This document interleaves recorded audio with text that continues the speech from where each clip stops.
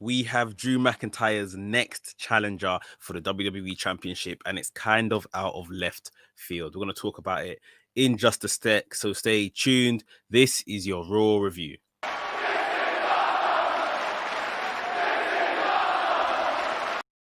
What's up, Maniacs? My name is Mex. I'm a wrestling fan, a wrestling enthusiast, a WrestleManiac, if you will. And today we are talking about Monday Night Raw. It was Raw Legends Night. Wasn't looking forward to it. This show was not very good at all. Very poor way to start the new year, if you ask me. But it was saved by a terrific main event match for the WWE Championship. So we're going to run through the show, you know how we do right here. And yeah, we'll get to that great match, which saved a very poor show. And if you didn't know, right here at WrestleManiac UK, I discuss everything that is WWE and AEW. So if this sounds like the place for you, make sure you hit the subscribe button and make sure you hit the notification bell so you get notified each and every time I drop a new video. And please make sure you hit, in fact, smash the like button. It's thoroughly appreciated right here at WrestleManiac UK. Ladies and gentlemen, without further ado, let's get into this Raw review. And the show started with an episode of Miz TV. In fact, the show started with some vignette of Hulk Hogan settling his phone or putting over his phone. I was thinking, and you know, the minute you see this, I just thought we're in for a long night, man. But yeah, the first in-ring action when the broadcast started was Miz TV, and to be honest, this whole segment was a bunch of absolute garbage. Miz and Morrison obviously very proud, happy with themselves that they campaigned to get the Money in the Bank briefcase back, and they have got it back. And they had guests on Miz TV, which unfortunately had to be the New Day. And the New Day came out, and they were pretty much as stupid and as silly as Miz and Morrison have been in recent weeks. They said, I'm not sure if Kofi Kingston said they're getting their own show or they are taking over this show, and it's going to be called New Day Talks. Obviously, a little play there on New Day Rocks, but yeah, it was just a very silly segment, having a cooking segment. You know, Xavier Woods was a chef. Xavier Woods was a band member. It was just so dumb. John Morrison kind of playing into all the foolish kind of puns and silly stuff that was going on in this. Just spare me this, you know? It's just an absolute waste of everybody's time. And it just wasn't the best way to launch a show. The segment for me was saved by Teddy Long coming out. I guess this was the first legend we saw on the night. Teddy Long came out, and Teddy Long was saying that Miz and Morrison, you are going to go one-on-one with The Undertaker. Now, we all know that was more or less impossible. Adam Pearce came out, whispered into Teddy Long's ear, probably, you know, Undertaker's not around. And he said, yeah, he's going to set up a tag team match between New Day and John Morrison, and Miz started doing his little player dance and all of that kind of stuff. And yeah, these guys had a tag team match. Anafi, what's up, bro? Hope you're well. Happy New Year and that. In the chat, he says no Carlito. No, there was no Carlito on the show. Very disappointed after he was you know, announced to be on the show as well. Yeah, I thought that was poor. The selection of legends was people that we see all the time in WWE, so it wasn't really anything spectacular anyway. And big up Alex Harrison as well in the chat. Welcome, bro. Hope you're well. So getting into this match, Miz and Morrison versus New Day, it was okay. It was a solid match. You know, New Day looked like they were in the ascendancy for a lot of the match. Morrison held the match together for his team. In my opinion, he was very good in the ring, as we know. And the match ended when Xavier Woods was he gave Morrison a shining wizard, put him away. So New Day got the win to get the night off to starts. The match kind of made up for the extremely poor segment that came before it, but yeah, man, I don't need to see these guys in the ring trying to do comedy. It's just not. It's just no need for it. You know, this is yeah. There is no need for it at all. Moving on the show today. So we had the next match that was up was AJ Styles versus Elias. Now, we had this match last week, and AJ Styles won with a phenomenal forearm, if I'm correct. There was no heat that led to a needing a second match for this. And I guess they went out and done their thing again. Elias dominated a lot of the early part of this match, looking very, very strong in parts. You know, AJ Styles selling only like AJ Styles can. And in the end, he fought his way back into the match, so to speak. And, you know, AJ Styles, it's kind of blurred because AJ Styles, I guess, is the heel. He's got a heel bodyguard as well. But Elias is also the heel. But AJ kind of wrestled like a babyface in this. It was just a bit of a mess in terms of that kind of dynamic. AJ Styles won with a Styles clash to Elias. As soon as he was trying to get up to maybe celebrate and stuff, you saw Jackson Ryker come into the ring with the guitar in hand, and he looked like he was about to turn around and smash that over AJ Styles' back when all of a sudden almost came out of nowhere, kicked the guitar to bits. Like, literally, AJ Styles bent down and almost just fired a kick straight over him, breaking that guitar into bits. Riker sold it so well. It was like, oh my god, he didn't know what was going on. Riker kind of scurried out the ring to go and find Elias, help him, and they kind of just looked in shock at everything that just happened. I like Omos. I think WWE like Omos. They've got big plans for him. I guess the one thing holding him back right now is they're probably not very confident on his in-ring ability. That's why they've got him doing up bodyguard. That's why they've got him just maybe doing a bit of action here and there, nothing too crazy. But this was really good. This was a good segment to end, you know, a match that we saw last week. Like I said, this was something new and something new we've seen out of Omos. So yeah, I really did enjoy that little bit. Just checking out the chat here. Alex Harrison, everything is a Royal Rumble build. AJ is the face in this. Yeah, I mean, he's still very cocky and, you know, like snotty and stuff, but I guess he is the heel. I guess anyone's a face when they come up against Elias. But it is just a bit blurred. It's not very, very obvious. Moving on. For no reason at all, we had Charlotte Flair and Asuka versus Peyton Royce and Lacey Evans. I don't mind it, to be honest, you know, showcasing a bit of the other women in this tag division. You know, we will continue asking ourselves, why did they split up the Iconics just for Peyton Royce to come and tag with Lacey Evans? Peyton Royce is extremely good, so happy to see her on TV. Charlotte came down to the ring with her legend of a father, Ric Flair, and you can just see the smile across his face. This is someone that had previously said last time he was on WWE TV, you know, right now he's just Charlotte's dad. He, you know, that's how he doesn't want to be known as anything else. You know, everyone used to call Charlotte Ric Flair's daughter. Now he's just Charlotte's dad. So, and you can see how happy he was to be there and how proud he is of her, you know. Anyway, this match was going on. Not a bad match at all. Like I said, always good to see the showcasing of new and different talent in the ring. The critical part of the match came towards the finish. Peyton Royce was thrown against the ropes. Charlotte went after her, chasing her back, bounced off against the ropes. And we saw Ric Flair grab Charlotte's leg, like to trip her sort of thing. Now, I think what they were trying to portray was that this trip was intended for Peyton Royce, but he was too slow. And instead, he got Charlotte Flair, and then Peyton Royce pinned Charlotte Flair. So Ric Flair ultimately costed his daughter the match. After the match, we saw Charlotte Flair really sticking it on her dad, Ric Flair, like, don't get involved in my matches, you know, get out of my face.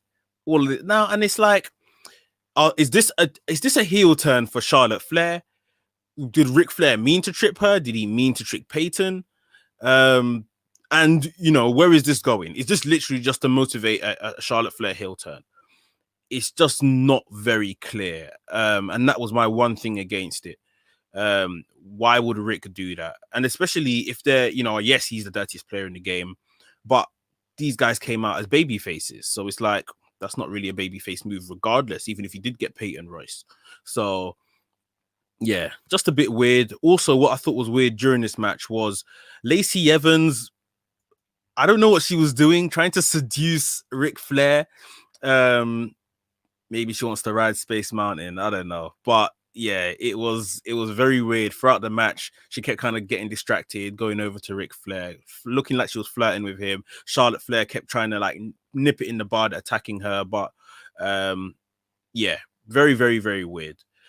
Neil Deep, how you doing in the chat? Nice to see you to join us, bro.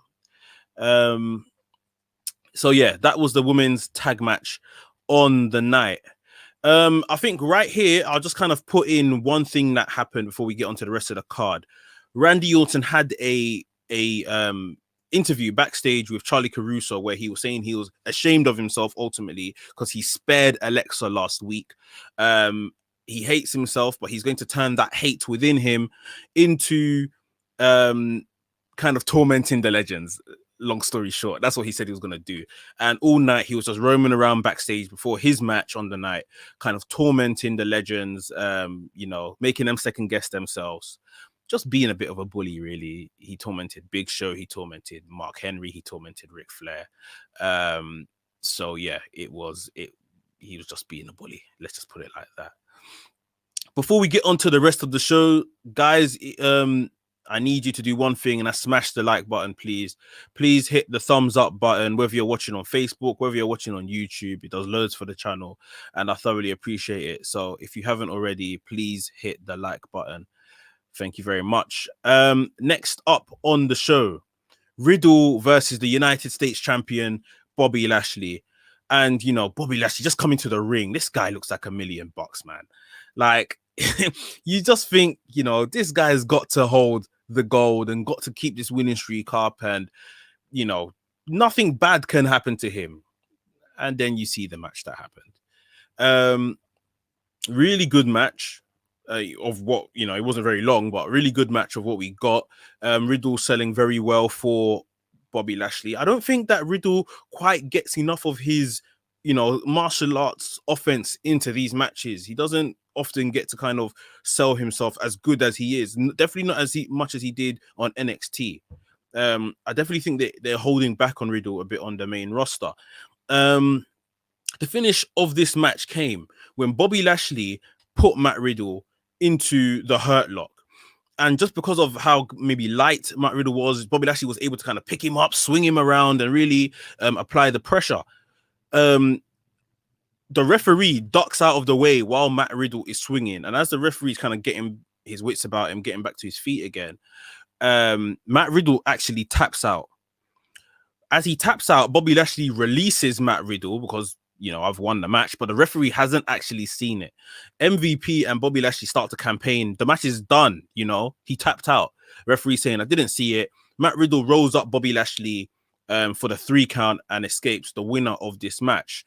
I thought it wasn't a very good way for Bobby Lashley to lose this undefeated streak he has kind of amounted. And it wasn't really good for Matt Riddle. Like I said, if he's going to be like the next challenger for the US Championship, that shouldn't have really been the win to get him, you know, that challenge, that next match against the US champion. I just didn't think anyone ended up looking particularly good in this. But yeah, Bobby Lashley, after the match backstage, he pretty much sold it that, you know, his punk ass is mine. I'm going to come after Riddle. He still looks great. You know, I just want them to do more with him, more with the title. So maybe this is the beginning of something. I guess we just have to wait and see. In the chat, Alex Harrison, Space Mountain for her. Yeah, I guess that is Lacey Evans. Neil Deep, Randy Orton was blackmailing every legend out there. Yeah, literally, he was tormenting them. And yeah, Hurt Business looking like they're gonna end. Yeah, we're gonna talk more about Hurt Business and the night they had in just a second.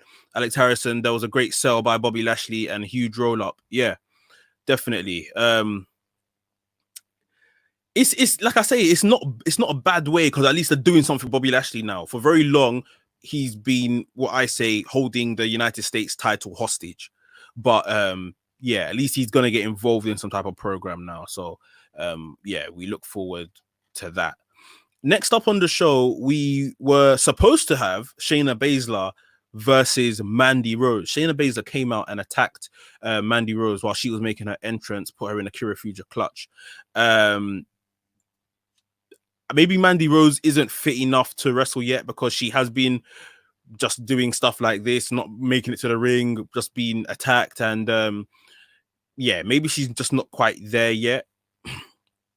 Instead, Dana Brooke came out, and Dana Brooke kind of took it to Shayna Baszler and challenged her to a match instead. And their match didn't last particularly long, a bit of scrapping here and there. Dana Brooke eventually found herself in the Kirifuda clutch, managed to roll over in such a way that she actually pinned Shayna Baszler in this match whilst being in the Kirifuda clutch. However, she still was in the Kirifuda clutch after the pin, and was actually saved in the end by Mandy Rose, running in and giving a V-trigger to Shayna Baszler. So, and then they done some double team move to Shayna Baszler afterwards. So Shayna Baszler lost here, still looked strong, I guess. But should Shayna Baszler be losing is the question.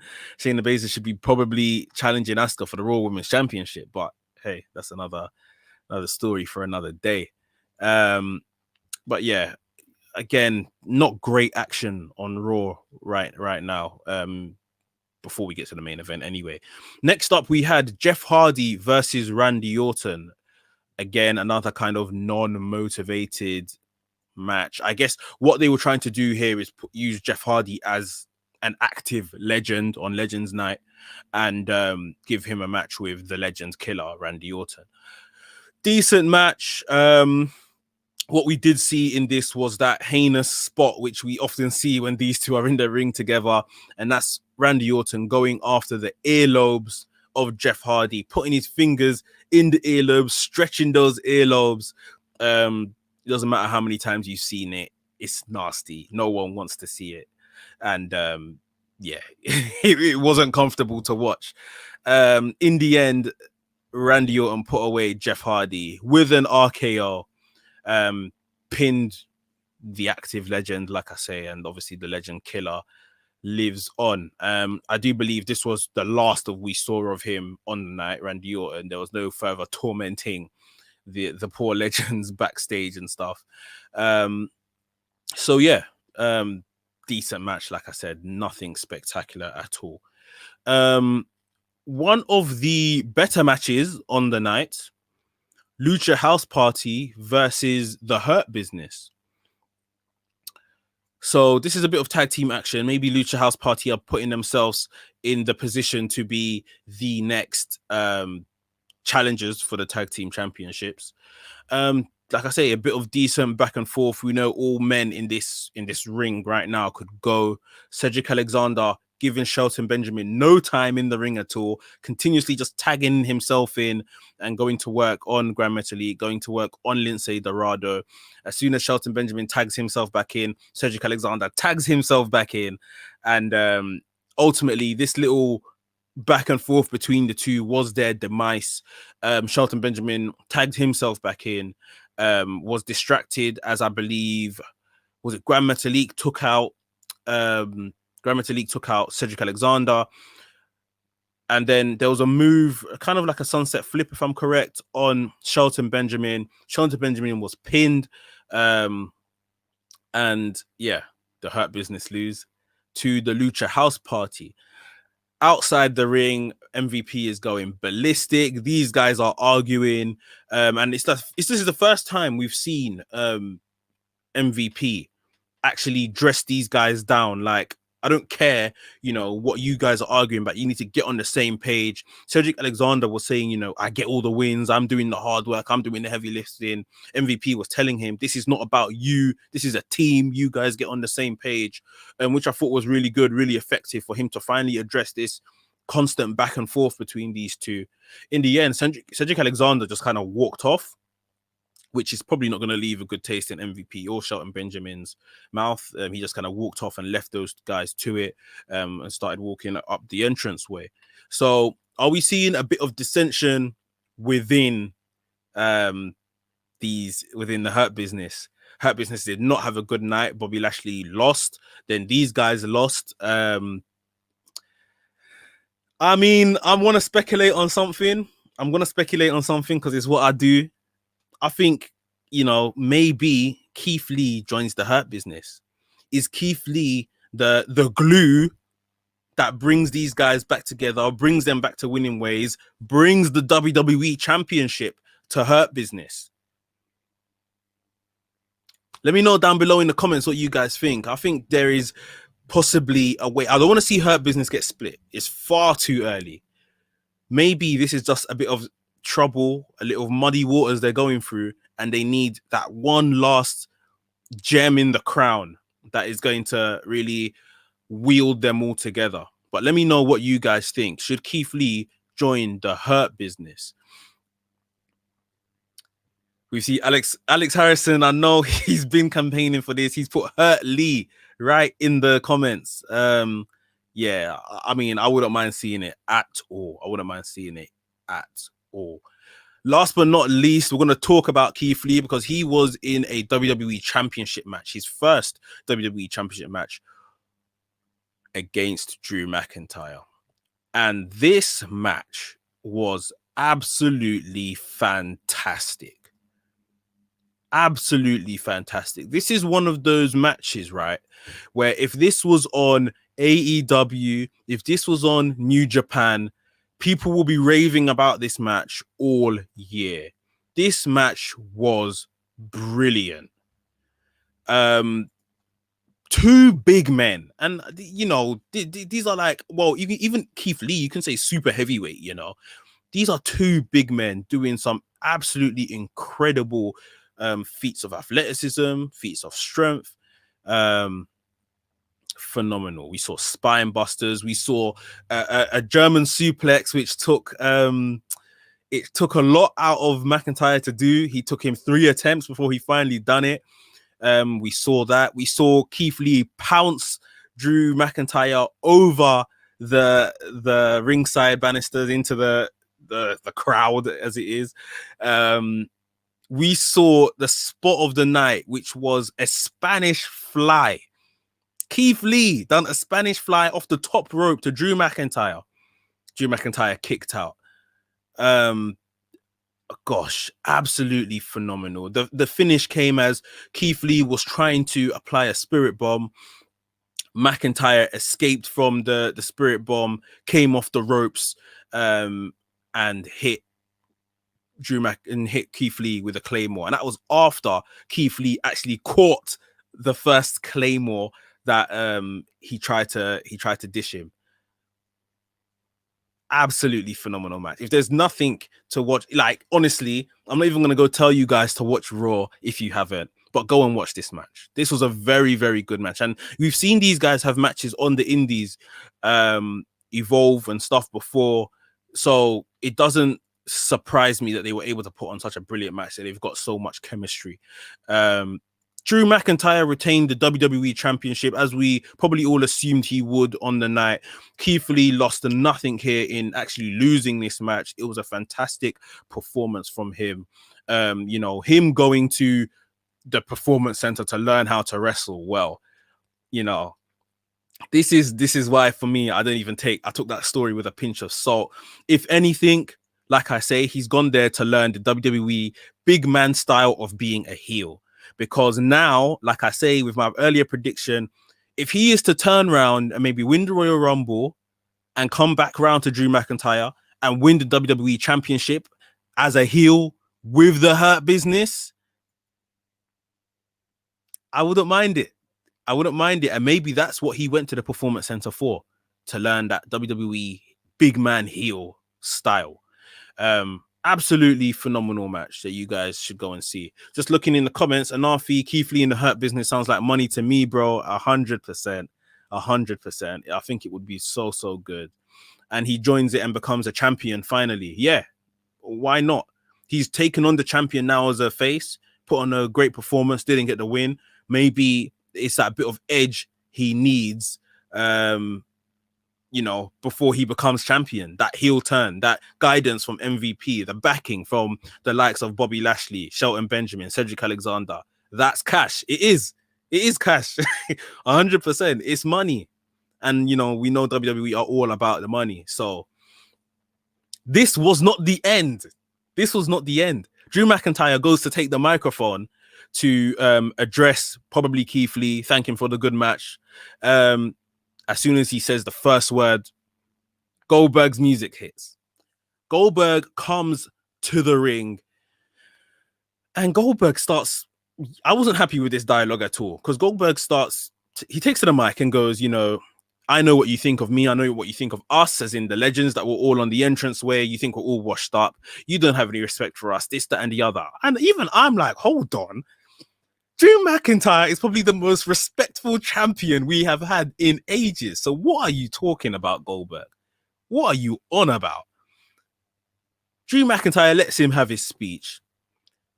And at the end of Goldberg's speech, Goldberg says, look, I've not come here to demand this, as in the WWE Championship or anything like that, but I've come to challenge you, Drew McIntyre, at the Royal Rumble.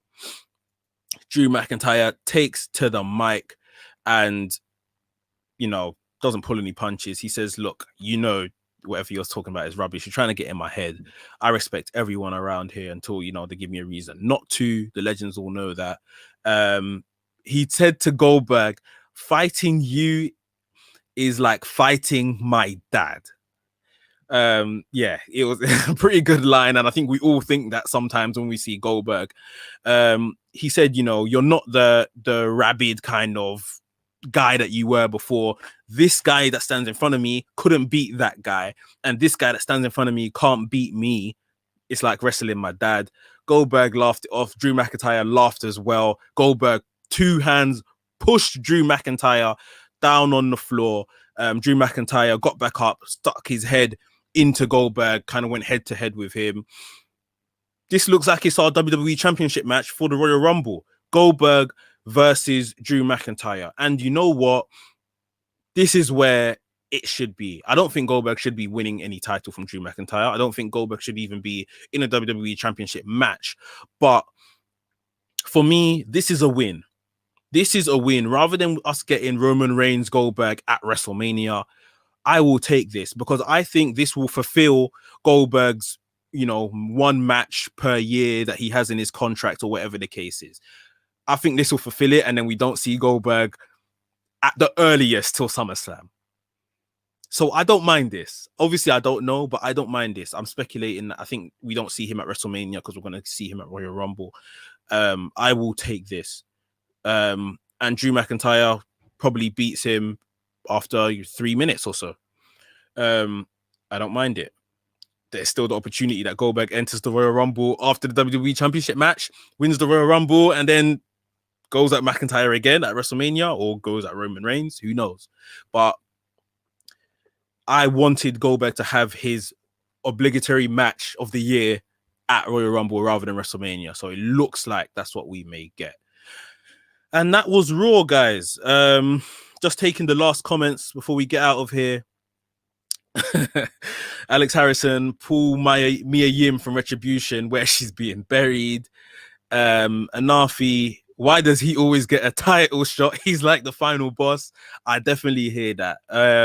I hate the way he walks in and just gets title shots. Like I said, use Goldberg in a way to put over talent now, to just have marquee matches. Like, I think, that one-on-one match he had with Brock Lesnar at Survivor Series a couple years back, no titles on the line, and Goldberg beat him. That was brilliant. It was so exciting, and it was done in 5 minutes. That's where Goldberg should be used now, not for title shots and stuff like that. But yeah, Goldberg versus Drew McIntyre. We're going to get that. Should Keith Lee join the Hurt Business? You know, we're going to talk more about that as well. And apart from that, I think that the Legends Night was absolutely rubbish. But yeah, go and watch Drew McIntyre versus Keith Lee if you haven't already. And if you enjoyed the video, guys, please remember to give it a like. Smash that like button. It's thoroughly appreciated right here at WrestleManiac UK. And it does loads for the channel. And if you're new to the channel, please subscribe to the channel, hit the notification bell as well so you get notified each and every time I drop a new video. Thanks for everyone in the live chat that joined today and everyone that watches this back. WrestleManiac UK signing out, and I'll see you soon.